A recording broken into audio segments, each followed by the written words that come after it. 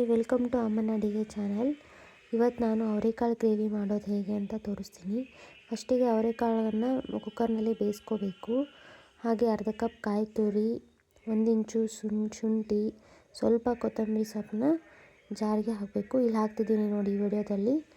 ಜಾರಿಗೆ ಸ್ವಲ್ಪ ಕೊತ್ತಂಬರಿ, ಶುಂಠಿ, ಹಾಗೆ ಹಸಿಮೆಣಸಿಕಾಯಿ, ಜೀರಿಗೆ ಎಲ್ಲನೂ ಹಾಕಿ ರುಬ್ಕೋಬೇಕು.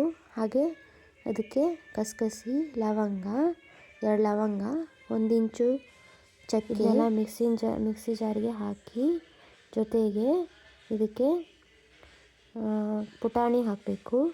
ಕಡಲೆ ಬೀಜ ಅಂತಾರಲ್ಲ ಅದನ್ನು ಸ್ವಲ್ಪ ಹಾಕಬೇಕು. ಇದಕ್ಕೆ ಹಾಕಿ ಇದನ್ನು ನುಣ್ಣಗೆ ರುಬ್ಕೋಬೇಕು. ಫುಲ್ ಸಣ್ಣ ಆಗಬೇಕು. ಇದು ನೋಡಿ ಈ ಥರ ಫುಲ್ ನುಣ್ಣಗೆ ರುಬ್ಕೋಬೇಕು. ಇದನ್ನು ರುಬ್ಕೊಂಡು ಇಟ್ಕೊಂಡು ನೆಕ್ಸ್ಟು ಒಗ್ಗರಣೆಗೆ 1-2 ಸ್ಪೂನ್ ಎಣ್ಣೆ ಹಾಕಬೇಕು.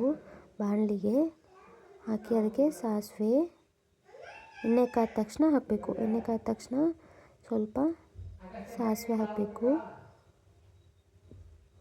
ನೆಕ್ಸ್ಟು ಜೀರಿಗೆ ಹಾಕಬೇಕು. ಈರುಳ್ಳಿ ಹಾಕಬೇಕು. ಈರುಳ್ಳಿನ ಸ್ವಲ್ಪ ಲೈಟಾಗಿ ಫ್ರೈ ಮಾಡ್ಕೋಬೇಕು. ಫುಲ್ ಅದು ಫ್ರೈ ಆಗಬೇಕು, ಅಲ್ಲಿ ಮಟನೂ ಫ್ರೈ ಮಾಡ್ಕೋಬೇಕು. ನೋಡಿ ಈ ಥರ ಫುಲ್ ಫ್ರೈ ಆಗಬೇಕು. ಇದೆಲ್ಲ ಫ್ರೈ ಆದಮೇಲೆ ಹೆಚ್ಚಿರುವಂಥ ಟೊಮೆಟೊನ ಹಾಕಬೇಕು. ಸ್ವಲ್ಪ ಟೊಮೆಟೊ ಹಾಕಿ ಫುಲ್ ಫ್ರೈ ಆಗೋವರೆಗೂ ಟೊಮೆಟೊನೂ ಫ್ರೈ ಮಾಡಬೇಕು.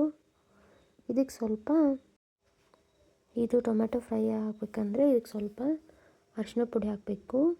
ಸ್ವಲ್ಪ 1/4 ಟೀ ಸ್ಪೂನಷ್ಟು ಅರಿಶಿನ ಪುಡಿ, ಒಂದು ಅರ್ಧ ಟೀ ಸ್ಪೂನಷ್ಟು ಗರಂ ಮಸಾಲ, ಹಾಗೆ ಸ್ವಲ್ಪ ಉಪ್ಪು. ನಿಮ್ಗೆ ಎಷ್ಟು ಟೇಸ್ಟಿ ಬೇಕಲ್ಲ ಅಷ್ಟು ನಿಮ್ಮ ಇದನ್ನು ನೋಡಿಕೊಂಡು ಉಪ್ಪು ಹಾಕಬೇಕು. ಉಪ್ಪು ಹಾಕಿ ಫ್ರೈ ಮಾಡಬೇಕು. ಸ್ವಲ್ಪ ಬಿಡಬೇಕು. ಉಪ್ಪು ಹಾಕೋದಂದರೆ ಸ್ವಲ್ಪ ಬೇಗ ಟೊಮೆಟೊ ಸ್ಮ್ಯಾಶ್ ಆಗುತ್ತೆ. ಸ್ಮ್ಯಾಶ್ ಆಗೋವರೆಗೂ ಸ್ವಲ್ಪ ಹಾಗೆ ಕೈ ಆಡಿಸ್ತಾ ಇರಬೇಕು.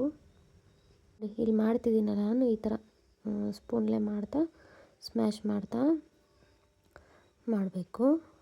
ನೆಕ್ಸ್ಟು ಇದಾದಮೇಲೆ ನೀವೇನು ಮಿಕ್ಸಿ ಮಾಡ್ಕೊಂಡಿರ್ತೀರಲ್ಲ ಪೇಸ್ಟ್ನ, ಕಾಯಿ ತುರಿದು ಅದನ್ನು ಇದಕ್ಕೆ ಹಾಕಬೇಕು. ಹಾಕಿಬಿಟ್ಟು ಸ್ವಲ್ಪ ಅದು ಪೇಸ್ಟ್ ಉಳಿದಿರುತ್ತಲ್ಲ ಅದರೊಳಗೆ ಸ್ವಲ್ಪ ನೀರು ಹಾಕಿಬಿಟ್ಟು ಇದಕ್ಕೆ ಏನು ಇರುತ್ತಲ್ಲ ಒಗ್ಗರಣೆ ಅದಕ್ಕೆ ಮಿಕ್ಸ್ ಮಾಡಬೇಕು. ಹೀಗೆ ಫುಲ್ ಮಿಕ್ಸ್ ಮಾಡ್ಕೋಬೇಕು. ಅದನ್ನು ಕಾಯಿ ತುರಿದೆಲ್ಲ ಮಿಕ್ಸ್ ಇರುತ್ತಲ್ಲ ಸ್ವಲ್ಪ 5 ನಿಮಿಷ ಅದರೊಳಗೆ ಬೇಯಕ್ಕೆ ಬಿಡಬೇಕು. ಅದೆಲ್ಲ ಹಸಿ ವಾಸನೆ ಎಲ್ಲ ಹೋಗಬೇಕಲ್ಲ. ಹಸಿ ವಾಸನೆ ಹೋಗ್ಬೇಕಂದ್ರೆ ಅದನ್ನೆಲ್ಲ ಬಿಡಬೇಕು. ಇದು ಫುಲ್ ಹಸಿ ವಾಸನೆ ಹೋಗ್ಬೇಕು ಅಲ್ಲಿವರೆಗೂ ಕೈ ಆಡಿಸ್ತಾ ಅದನ್ನ ಕುದಿಸ್ಕೋಬೇಕು.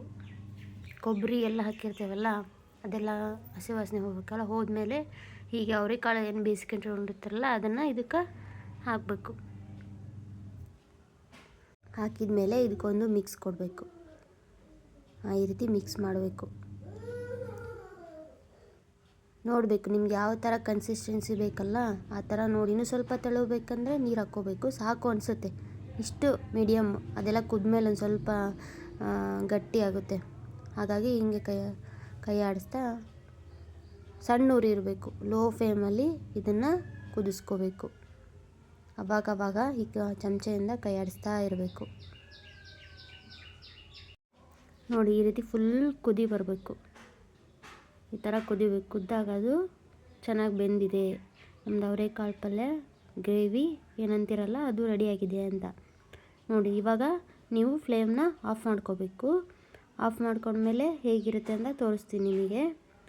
ಗಟ್ಟಿಯಾಗಿರುತ್ತೆ. ಇವಾಗ ಸ್ವಲ್ಪ ಹಿಂಗೆ ನೀರಾಗಿದೆ, ಆಮೇಲೆ ಸ್ವಲ್ಪ ಗಟ್ಟಿಯಾಗುತ್ತೆ ನೋಡಿ. ಇಲ್ಲಿ ಈ ಥರ ಇರುತ್ತೆ ಫುಲ್.